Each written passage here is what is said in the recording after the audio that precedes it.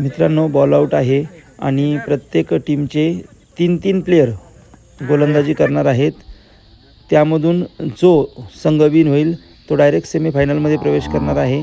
तर पाहूया, पहिला जो होता त्याला मॉर्निंग क्लब कणकवली उडवताना आलेला स्टिक. त्यानंतर आता दुसऱ्या संघाचा सोहेल शेख पाहूया, आणि याने उडवला आहे. पाठ या टीमचा एक वेळा स्टिक उडवलेला आहे. मनोज 11 टीमकडून स्वतः मी गौरव घुंगरड स्टिक उडवलेला नाही आहे. त्यानंतर आता परत एकदा कणकवली संघ पाहूया, त्यांच्यातील कोण गोलंदाज येतो आणि तो स्टिक उडवतोय का.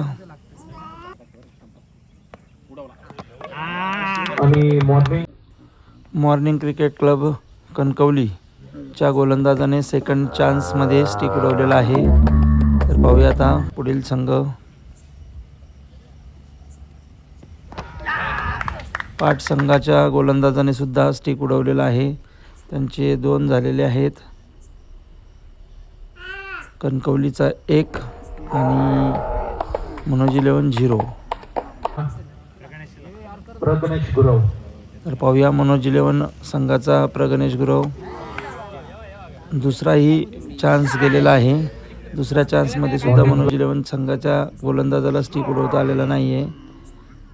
जवळपास मनोज 11 क्वार्टर फायनल खेळावंच लागणार आहे. आणि कणकवलीच्या संघाला सुद्धा दुसरा उडवता आलेला नाही आहे.